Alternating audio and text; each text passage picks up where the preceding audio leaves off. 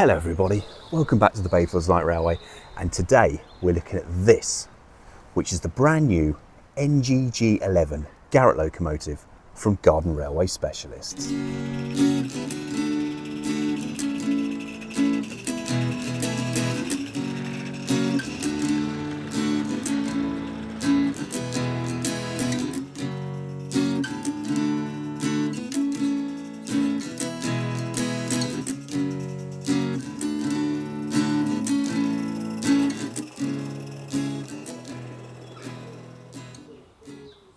So previously I've been lucky enough to review the last two live steam offerings from GRS, which was their small Corrie Hunslet and the six-wheel Jurassic class Peckett, and both were really good small engines.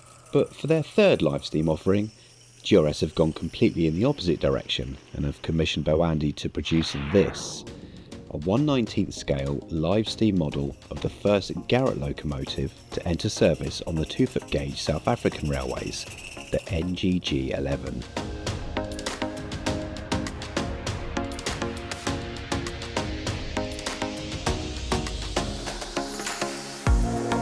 Overall, 5 NGG11s were built by Bayer Peacock and Company between 1919 and 1925, and thankfully 3 of the class are preserved in South Africa. So what exactly is a Garratt?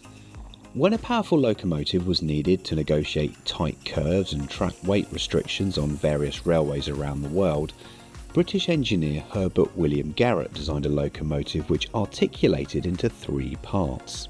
With the huge boiler suspended between 2 articulated power units, which are basically 2 steam locomotive chassis back to back, there was unrestricted space available for a wide and deep firebox and a huge boiler, giving lots and lots of steam power.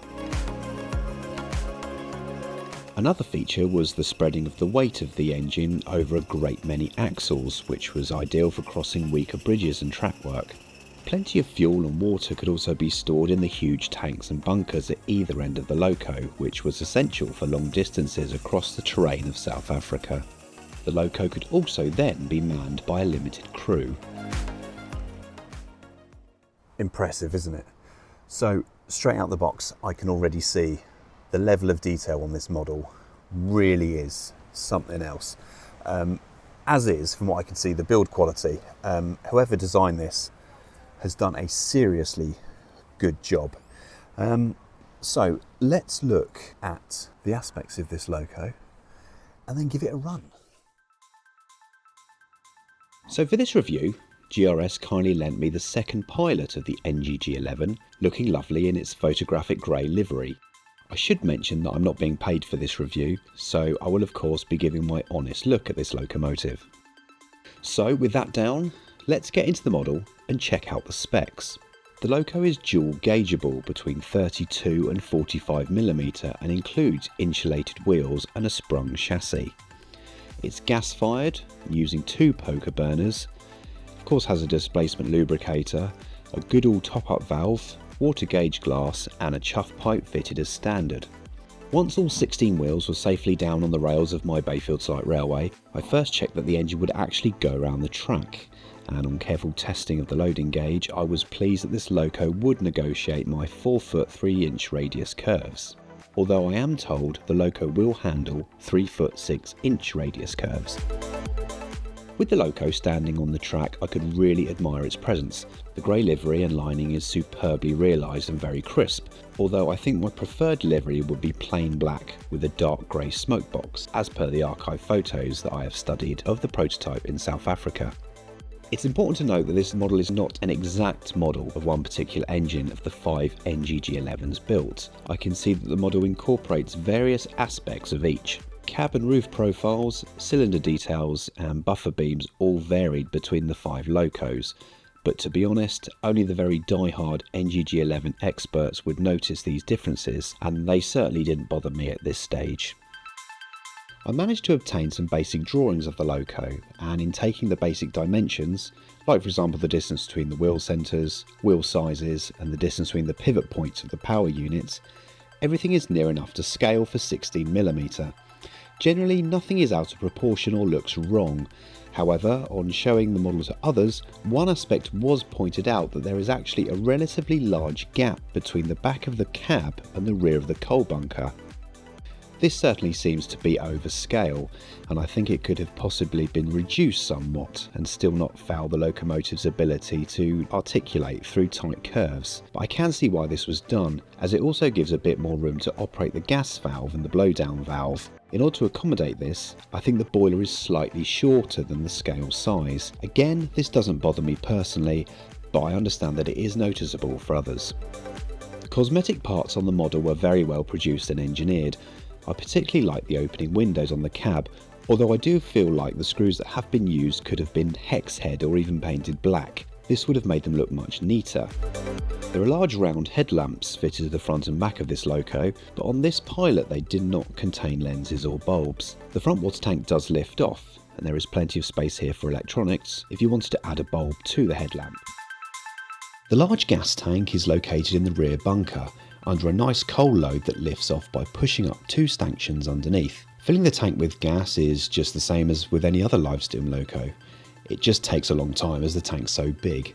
I like the way the gas valve is positioned in the centre, and you can press down with your gas can and not tip over the loco. There is also a hole through the coal load to access the filler valve without actually having to remove it. The water filler valve is located under the large dome, and there is a large lubricator in the cab. There is a lubricator drain that pokes out from the side of the cab, and the cap is very small, therefore it is easy to drop and lose. So I drain the lubricator with a syringe, as I do for most of my locos. The pressure gauge is a small 1/2 inch version which reads up to 120 psi. I personally would have preferred a larger one, which is easier to read, and it would have been well hidden in the cab anyway. The boiler, gas tank and lubricator need to be large, as enough steam is needed to feed the 2 power units. That's 4 cylinders and 12 driving wheels in total. To produce enough steam, the boiler is fired by 2 gas burners, which are positioned side by side and are controlled by 1 gas valve. Lighting up the locomotive was easy thanks to the opening smoke box door.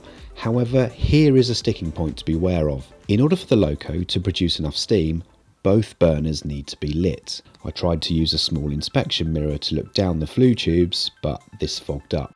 In the end, I lit the burners as normal, waited a few seconds and relit the burners via the smoke box door and carefully listened to see if there was an additional pop. As I will mention in more detail later, it's important that both burners are lit. There we go. 60 psi is the safety valves. They've really blown off. That was awesome. Steam was raised in about 14 minutes from cold, and I was very impressed at how quiet the burners were. There was no howl or whistle.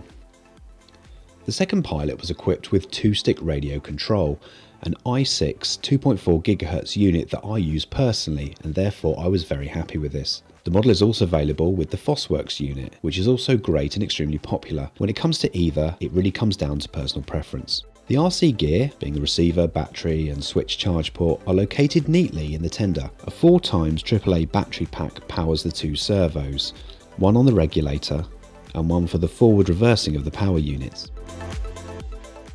A very satisfying pop came from the twin safety valves as they lifted at 60 psi, and it was time to go for a run. So, got to clear the cylinders out first, so...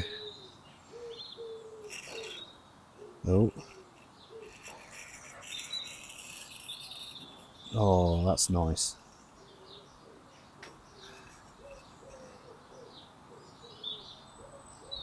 Okay, just put it in forward gear. Off we go. The locomotive moved off steadily, with very little lag, the regulator feeding enough superheated steam to supply both chassis at the same time via flexible hoses. That sounds fantastic. Listen to that. There was, however, a fair amount of oil and condensate ejected from the chimney, and it did make a rather yellowy mess over the nice grey paintwork. I was surprised the chuff pipe did not direct the oil downwards more, but a quick wipe with a cloth and it was gone. No problem with that curve at all. Bit more on the regulator to get it through that curve, but obviously, yeah, we don't want it shooting off.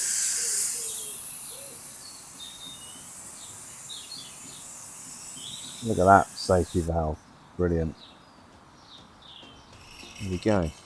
After a few laps light engine, I connected up a reasonably heavy train and got to driving it properly. I must say, the locomotive is glorious to drive. It's responsive, powerful, and handles the tight curves with ease. The sprung chassis does the business, and the loco was able to start from standing on a curve with zero slipping. After 45 minutes, and that's on one fill of gas and a water top up during the run, I was very, very impressed.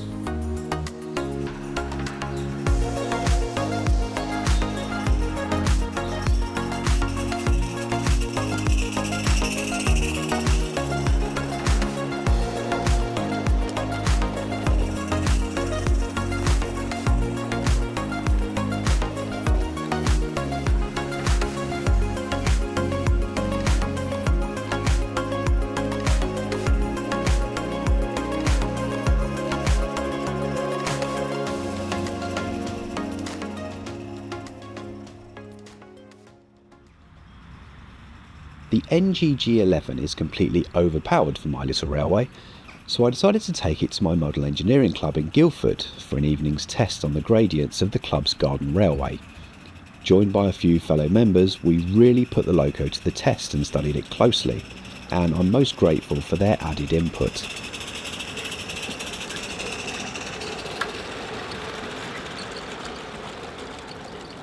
The run started well, and the loco looked magnificent, hauling a rake of South African wagons, especially over the bridges. The weather, however, was much colder than my initial run a few days before in the warm sunshine at Bayfields. I believe this affected the run somewhat, in that the gas tank on the loco was cold and condensate could be seen around the tank, and it was very cold to touch. This is where a water bath would be beneficial, as it would gently warm the gas tank by surrounding it with water. However, there is no provision for this, and maybe it's not really needed. I mean, realistically, how likely are you to run this in really cold weather? Refilling the gas tank was more difficult than before, but I did eventually manage it. The second issue I face, and this is down to my personal error, is that during the run, both burners were not lit, or one went out during the run. This did affect the loco's performance, as it was sluggish and not able to produce enough steam pressure. To its credit, however, it still managed to haul 5 coaches up the 1 in 30 gradient on the branch line. Made it anyway. Oh, you're back on.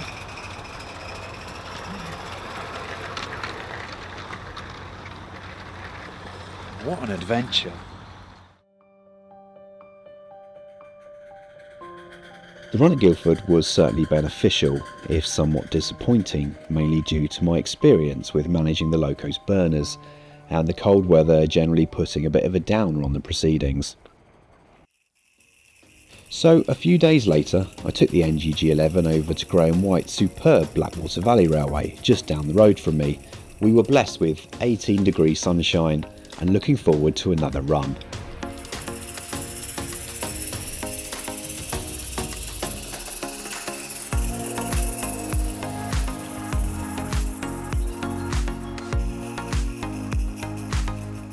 What started with 5 bogie coaches soon became 10 bogie coaches, which the loco hauled with ease around the track.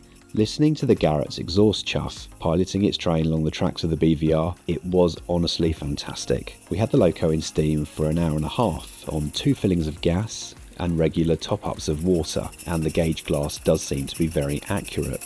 Once hot, the loco maintained pressure very well, and we were able to turn the gas right down.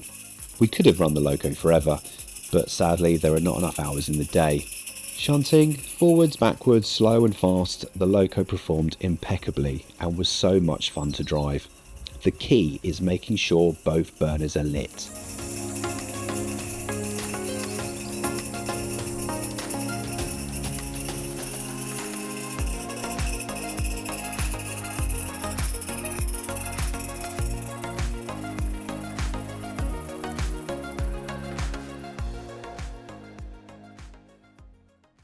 Hello, Dom. What's up, mate? I totally lost my train of thought. Thanks, Dommy. Yeah, you want to get on the vid? As my time with the NGG11 comes to an end, I must say I've had a fantastic time with the engine and thoroughly enjoyed driving it. I cannot fault its performance or build quality. Does it offer value for money? I think that's really up to the individual to decide. With material prices rising, this is not a cheap loco. While there is plenty of detail on the model, there are some items still missing if you wish to compare the model to the drawings and photographs. You also need to be sure that this is the right engine for you and your line.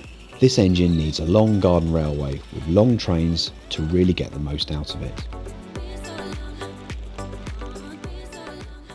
Would I own one? No, but that's not because in any way it's a bad model. This is far too big for my railway. My railway is very much a small engines railway, but if I was into Garrett's, if I had a long railway to run this on, then yes, I absolutely, and of course if I had the money to spend on it. You certainly get a lot of loco for your money, and yeah, whoever designed this should be really proud. They've done an absolutely superb job. Any cosmetic compromises are far outweighed by this loco's performance. This is not only the best Garratt I've ever driven, but one of the best 60mm scale steam locomotives that I've ever driven. Lastly, I must thank Garden Railway Specialists for letting me have a chance to play with this impressive machine, and congratulations to all those involved with designing and producing such a superbly performing model. I've been Rob from the Bayfields Light Railway, and I'll see you on the next one. Bye for now.